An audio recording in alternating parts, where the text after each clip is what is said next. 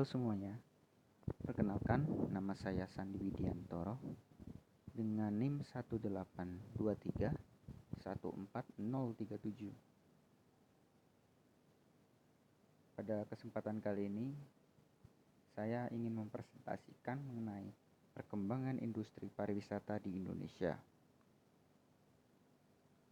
Pada slide berikut ini akan terdapat 5 konteks pembahasan, dimana yang pertama itu terdapat pendahuluan.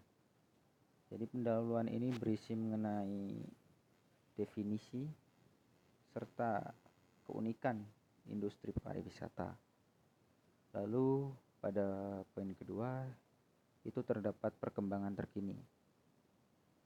Perkembangan terkini itu berisi penjelasan tentang perkembangan terakhir industri pariwisata dengan menunjukkan data-data statistik yang relevan. Lalu yang ketiga terdapat tantangan. Tantangan berisi mengenai permasalahan atau tantangan yang dihadapi industri pariwisata saat ini.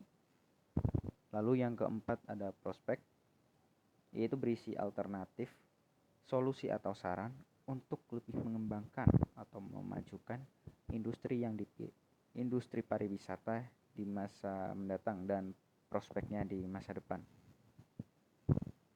Lalu yang kelima ada penutup, berisi penjelasan ringkasan keseluruhan dari materi. Baik, pada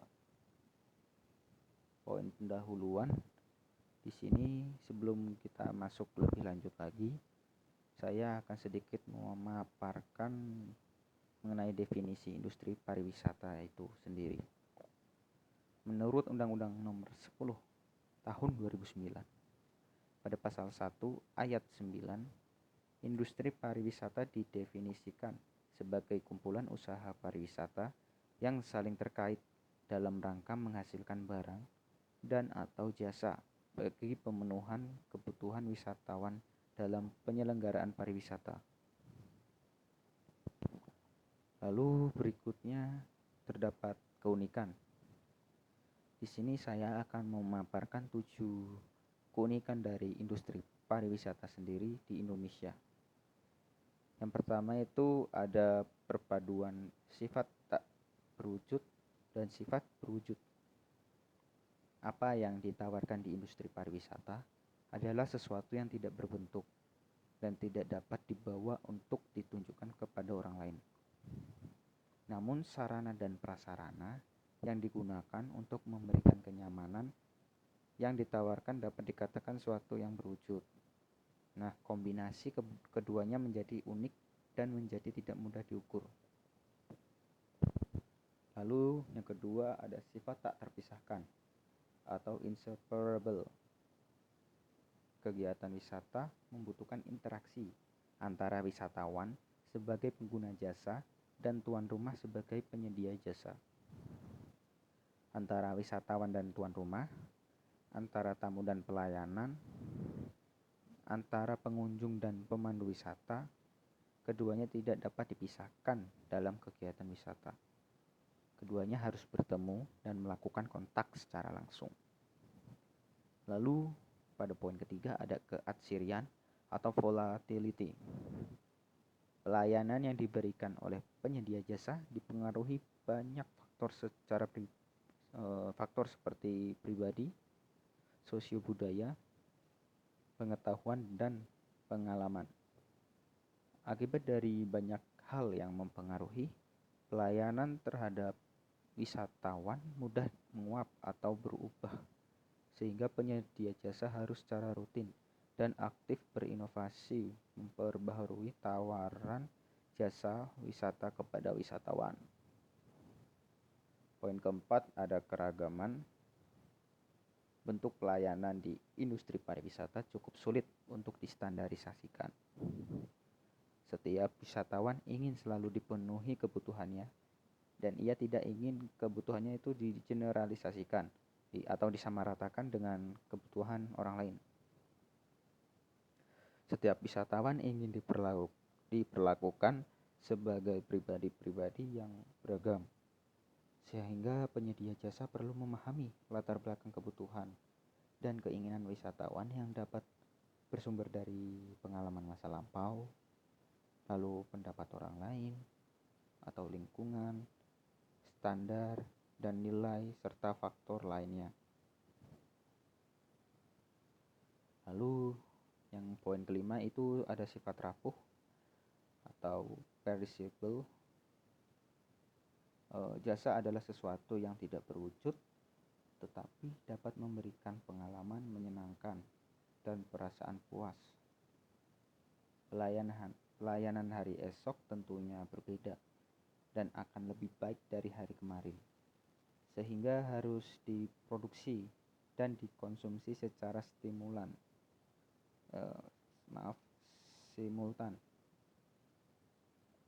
Sifat rapuh merujuk pada jasa yang ditawarkan dalam pariwisata yang tidak dapat disimpan untuk dikonsumsi di kemudian hari. Lalu yang keenam ada musiman atau seasonality. Sifat musiman ini merupakan sifat yang paling unik dari kegiatan manusia yang dinamis, terutama pada industri pariwisata. Ada kalanya pariwisata mengalami musim ramai, ketika jumlah orang yang melakukan perjalanan mencapai titik puncak. Lalu ada kalanya pula tidak seorang pun melakukan perjalanan wisata. Seperti contoh, pada akhir-akhir ini kita juga melihat dampak dari adanya pandemi COVID-19, di mana sektor pariwisata juga merasakan kekurangan para wisatawan tidak ada atau hampir tidak melakukan perjalanan pada pariwisata. Lalu kondisi ini menyebabkan pengusaha pariwisata harus terus-menerus melakukan inovasi dan memunculkan ide kreatif agar pendapatan usaha tetap meningkat.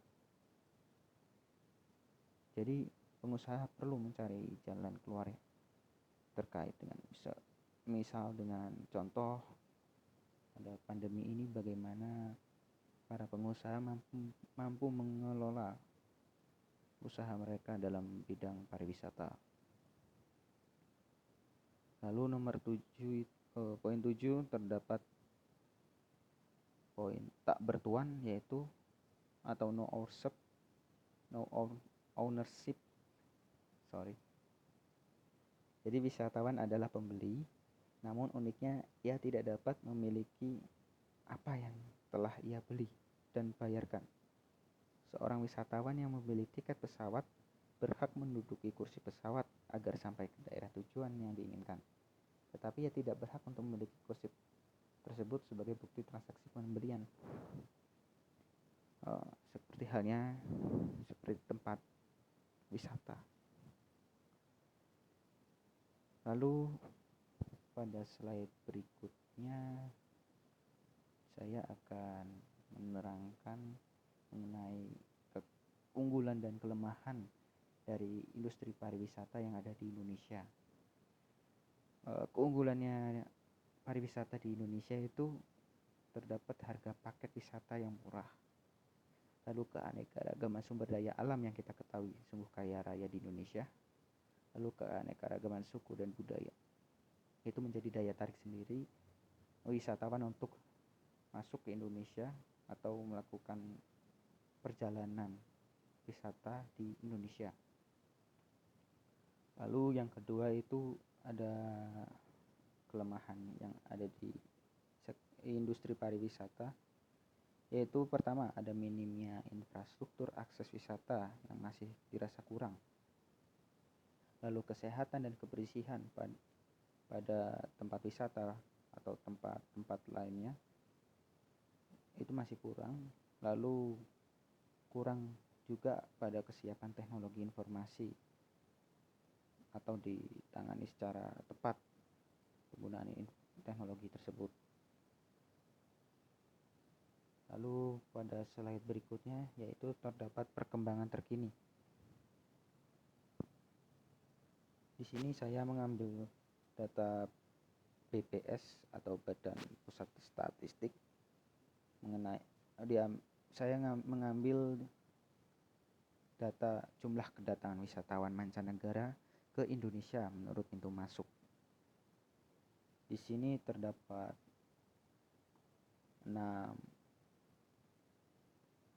bandara ya, sebagai pintu masuk wisatawan mancanegara ke Indonesia.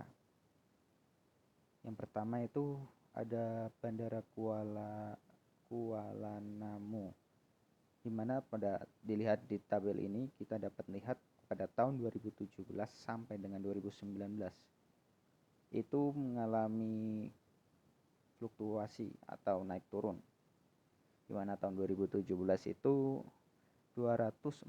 terdapat 246.551 orang atau wisatawan mancanegara. Lalu pada tahun 2018 turun menjadi 229.586 orang. Lalu di 2019 sedikit naik lagi, yaitu sejumlah 244.530 orang. Lalu bandara berikutnya ada Bandara Batam. Itu pada tahun 2017 ada wisatawan mancanegara yang masuk itu ada 1.564.717.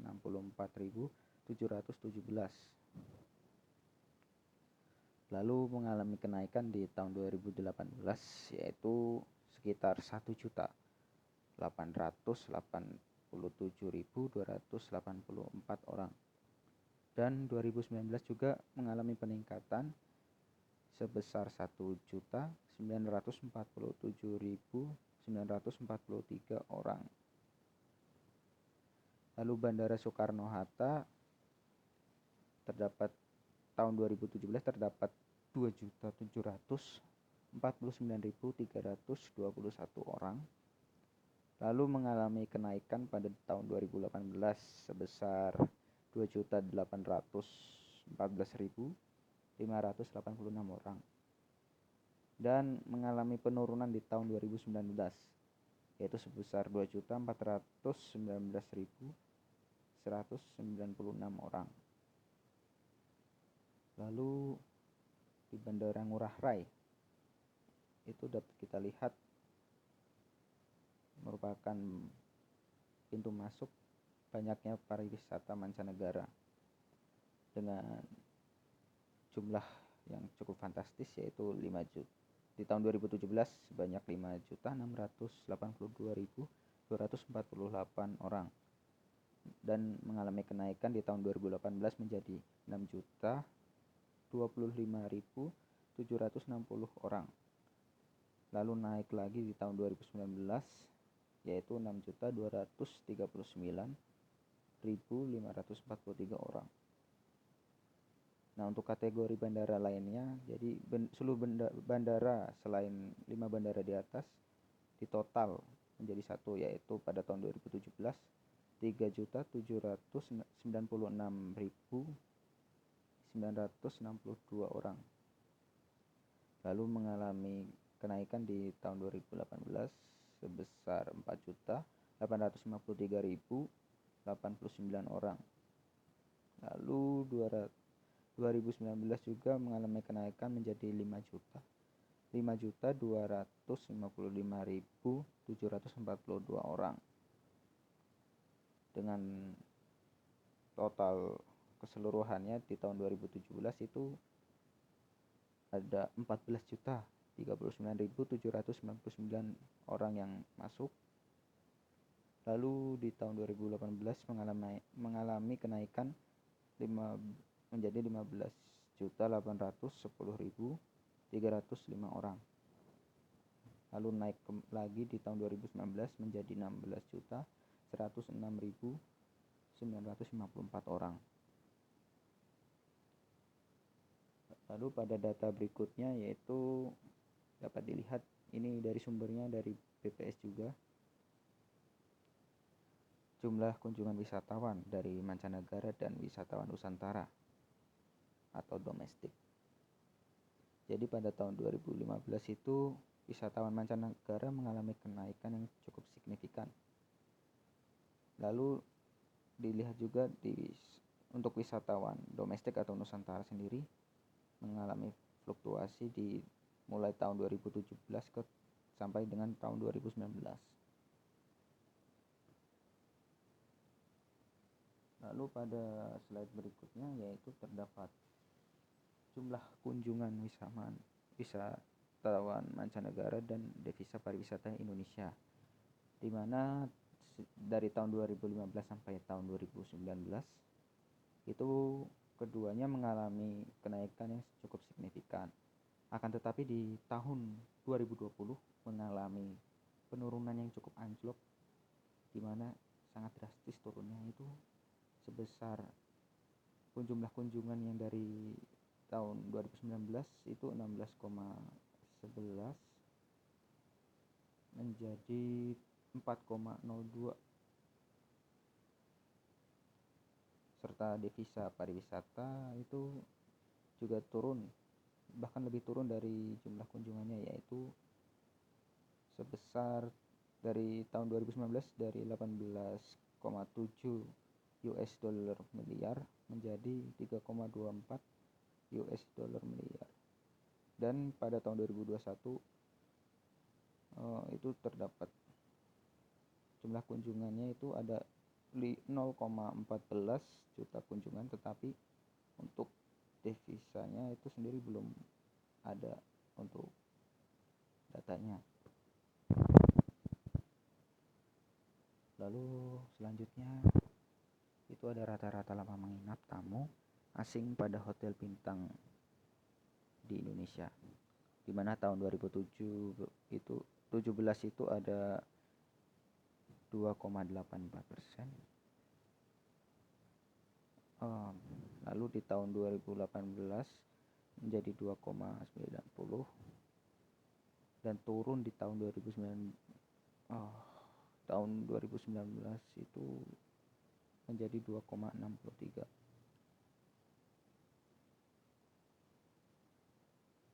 Lalu selanjutnya itu ada rata-rata lama menginap tamu Indonesia pada hotel bintang di Indonesia. Jadi untuk di tamu Indonesia sendiri itu tahun 2017 itu sebesar 1,74%, dan di tahun 2018 1,77, dan tahun 2019 1,58.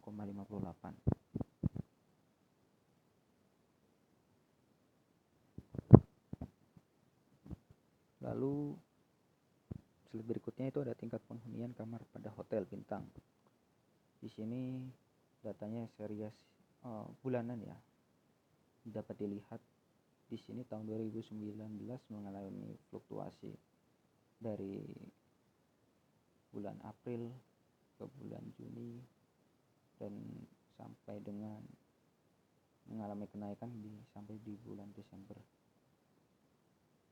Tahun 2020 juga dapat dilihat di sini mengalami penurunan pada bulan Januari sampai Mei, lalu mengalami kenaikan lagi di bulan Juni ke bulan Agustus, dan mengalami fluktuasi kita di bulan September ke Oktober, dan mengalami kenaikan kembali di bulan Oktober sampai dengan Desember. Dan tahun 2021 untuk bulan Januari sampai April masih dapat dilihat di sini mengalami kenaikan pada Januari sampai dengan Maret, lalu di April sedikit ada penurunan. Lalu untuk tingkat penghunian kamar pada hotel non bintang di Indonesia. Jadi itu pada tahun 2017 33,66%, dan mengalami penurunan di tahun 2018 yaitu 33,18%, dan tahun 2019 mengalami penurunan lagi sebesar 31,48%. Lalu untuk tantangan industri pariwisata di Indonesia, yang pertama itu ada permasalahan pengembangan destinasi wisata. Poin pertama itu ada perubahan iklim dan bencana alam.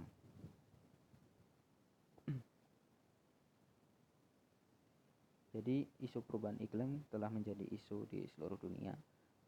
Perubahan iklim ini disebabkan oleh tindakan merusak yang dilakukan manusia seperti penebangan pohon secara sembarangan, pengerukan gunung, dan tidak dirawatnya daerah tepi pantai. Perubahan iklim ini berdampak pada berbagai bencana alam yang terjadi di berbagai wilayah, seperti banjir, kebakaran hutan, kemarau panjang, gempa bumi, gunung meletus, dan sebagainya. Lalu isu perubahan iklim ini juga berdampak kepada pemilihan destinasi wisata oleh wisatawan dunia, di mana wisatawan menjadi lebih berhati-hati dalam menentukan tujuan wisata ke daerah yang sering terkena bencana alam. Lalu yang poin kedua ada ketersediaan konektivitas dan infrastruktur yang belum optimal. Jadi ketidaknyamanan wisatawan dalam berwisata dan kesulitan dalam mencapai lokasi destinasi wisata merupakan masalah akibat tidak tersedianya infrastruktur yang baik. Akibat masalah infrastruktur ini dapat menimbulkan masalah lain seperti ketidaksiapan sarana dan prasarana destinasi, keamanan, kebersihan, ketertiban destinasi, keterbatasan aksesibilitas, dan hambatan konektivitas yang membuat jumlah wisatawan yang datang ke Indonesia belum optimal.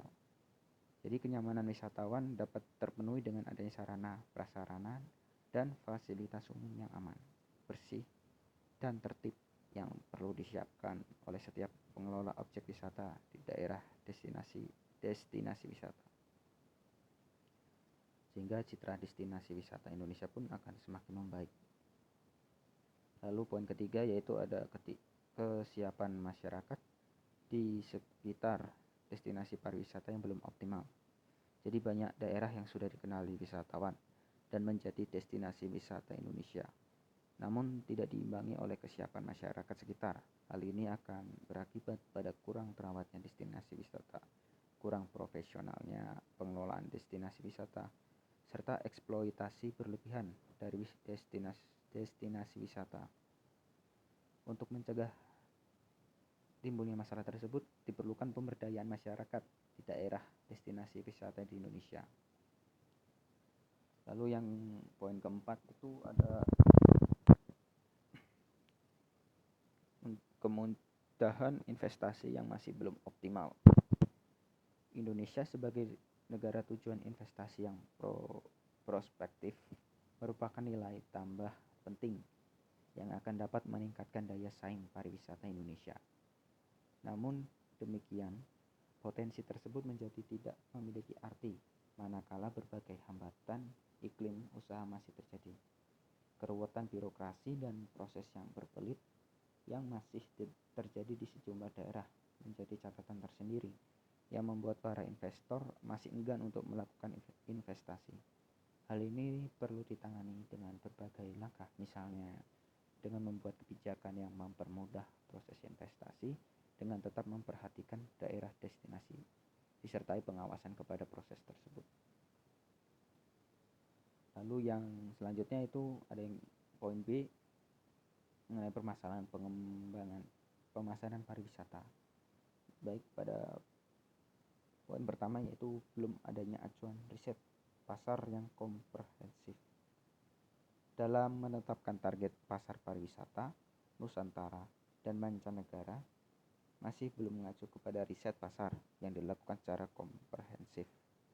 Hal ini dapat mengacu kepada riset pasar yang dilakukan hal ini dapat terlihat dari penetapan fokus pasar yang belum mengacu pada analisis pasar yang dilakukan. Hal ini disebabkan belum adanya pembobotan terhadap variabel yang menjadi penilaian dalam menentukan fokus pasar baik wisatawan mancanegara maupun wisatawan domestik. Lalu yang kedua ada strategi komunikasi pemasaran yang belum terpadu. Branding pariwisata Indonesia atau ya yang kita kenal sebagai Wonderful Indonesia masih belum terpublikasikan secara optimal di berbagai negara pasar utama dan potensial pariwisata Indonesia. Hal ini juga ditimbulkan oleh tidak konsistennya branding pariwisata yang digunakan, sehingga produk awareness dari calon wisatawan pada negara-negara pasar utama dan potensial terhadap produk dan destinasi pariwisata Indonesia masih lemah bila dibandingkan dengan negara pesaing Indonesia.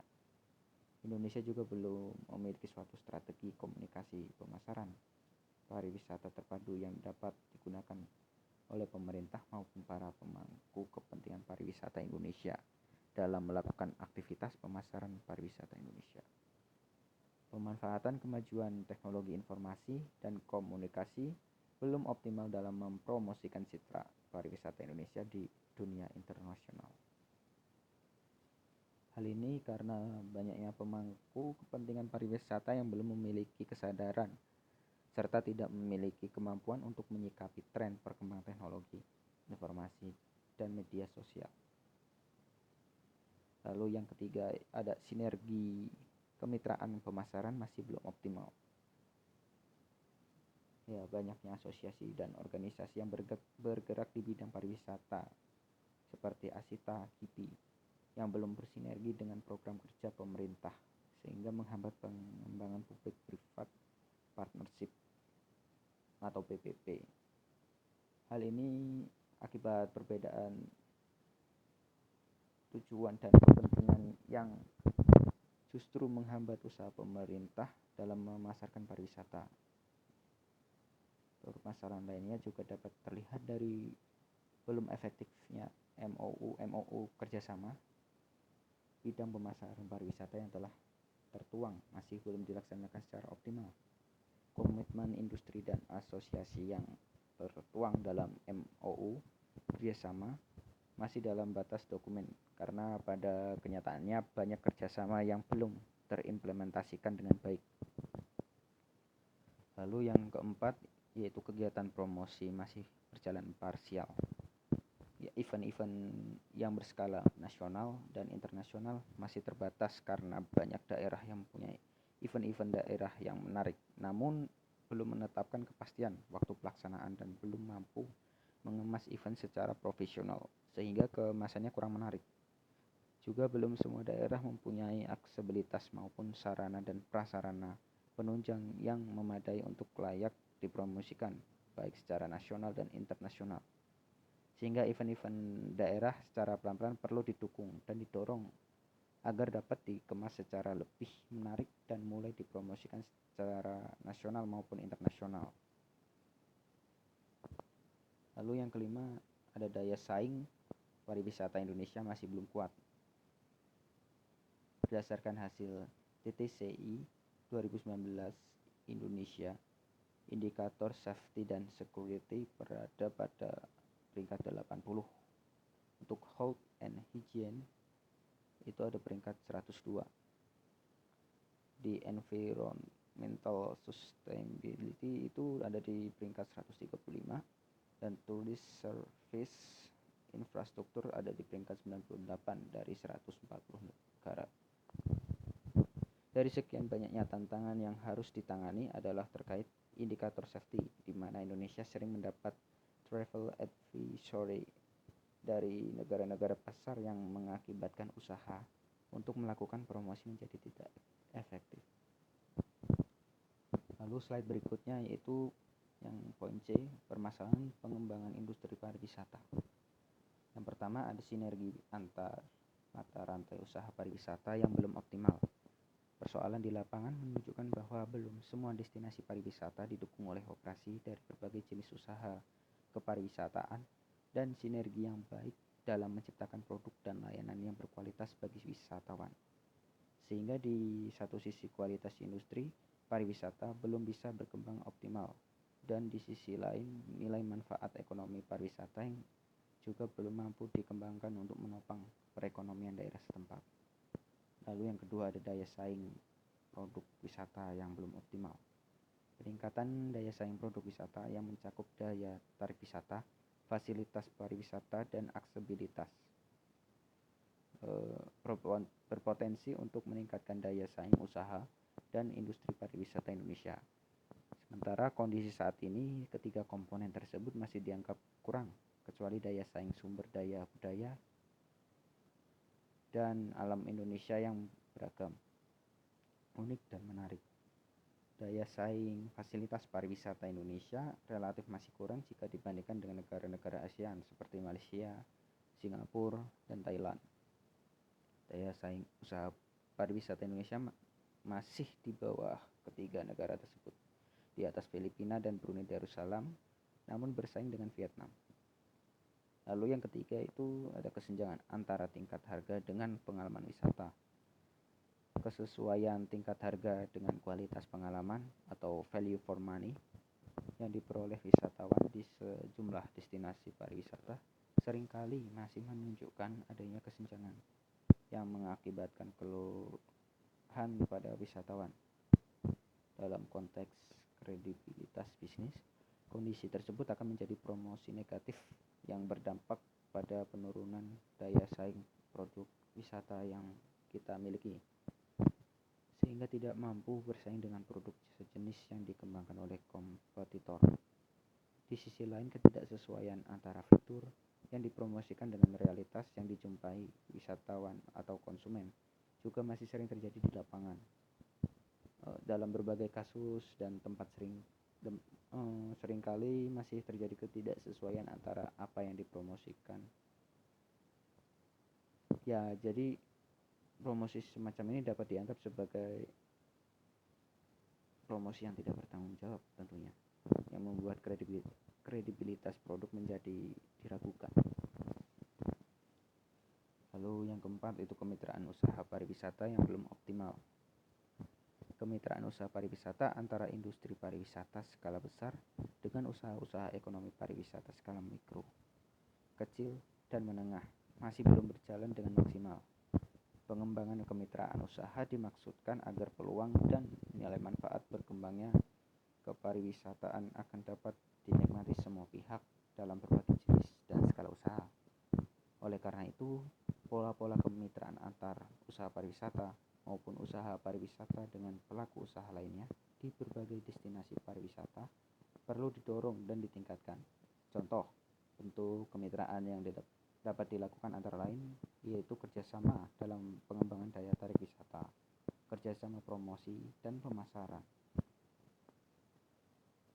Lalu yang kelima itu ada pengembangan tanggung jawab lingkungan oleh kalangan usaha pariwisata masih belum optimal. Jadi pengembangan tanggung jawab lingkungan usaha pariwisata baik lingkungan sosial, alam maupun budaya agar tetap berkelanjutan berpotensi untuk mengembangkan jejaring usaha pariwisata berkelanjutan yang dapat meningkatkan daya saing usaha pariwisata Indonesia. Permasalahannya adalah masih kecilnya jumlah usaha pariwisata yang memiliki komitmen terhadap tanggung jawab lingkungan dan menerapkan prinsip-prinsip berwawasan lingkungan walaupun permintaan pasar semakin kuat. Kurangnya insentif terhadap usaha pariwisata yang menerapkan prinsip-prinsip pembangunan kepariwisataan berkelanjutan. Kurangnya alokasi program corporate social responsibility, usaha pariwisata dan usaha non-pariwisata untuk pengembangan pariwisata berbasis pemberdayaan masyarakat lokal. Lalu pada slide berikutnya di sini saya akan memaparkan mengenai prospek, di mana ada pertama itu pariwisata menciptakan rantai nilai usaha yang luas dan beragam. Pariwisata merupakan sektor yang memiliki keterkaitan rantai nilai kegiatan yang luas dengan berbagai jenis usaha, sehingga mampu menciptakan lapangan usaha yang luas bagi masyarakat. Keterkaitan dan sinergi antar mata rantai usaha kepariwisataan merupakan faktor kunci yang membuat industri pariwisata berjalan dengan baik dan mampu memenuhi harapan wisatawan selaku konsumen. Penguatan sinergitas antar mata rantai pembentuk industri pariwisata harus selalu dibangun dan dikembangkan agar seluruh komponen dan sistem kepariwisataan dapat bergerak dan memberikan kontribusi serta perannya masing-masing dalam menciptakan produk dan pelayanan yang berkualitas bagi wisatawan. Lalu yang kedua ada daya saing produk dan kredibilitas bisnis. Dalam penilaian tingkat daya saing kepariwisataan, Indonesia memiliki keunggulan dari sisi daya saing sumber daya pariwisata, serta daya saing harga. Keunggulan daya saing tersebut diharapkan akan menjadi modal untuk menggerakkan pilar-pilar lain, sehingga memiliki daya saing yang lebih tinggi, khususnya dari sisi manajemen, atraksi atau daya tarik wisata, fasilitas pariwisata maupun aksesibilitas pariwisata. Upaya peningkatan daya saing produk dan kredibilitas bisnis terus didorong oleh pemerintah melalui Kementerian Pariwisata dan Ekonomi Kreatif atau Badan Pariwisata dan Ekonomi Kreatif melalui berbagai bentuk bimbingan dan kegiatan sertifikasi usaha pariwisata yang akan didorong secara lebih insentif ke depannya. Lalu yang ketiga, ada tanggung jawab lingkungan yang semakin tinggi, yaitu era pariwisata hijau atau green tourism dan pariwisata yang berkelanjutan atau sustainable tourism telah menumbuhkan kesadaran yang luas dari berbagai pihak dan pemangku kepentingan untuk dapat mengelola dan memberikan perhatian pada aspek-aspek kelestarian lingkungan, melakukan pengembangan paket-paket wisata yang mengandung unsur edukasi lingkungan atau ekotourism, maupun penerapan prinsip daur ulang terhadap material atau bahan pendukung operasional usaha pariwisata. Dari sisi pasar, wisatawan juga semakin berkembang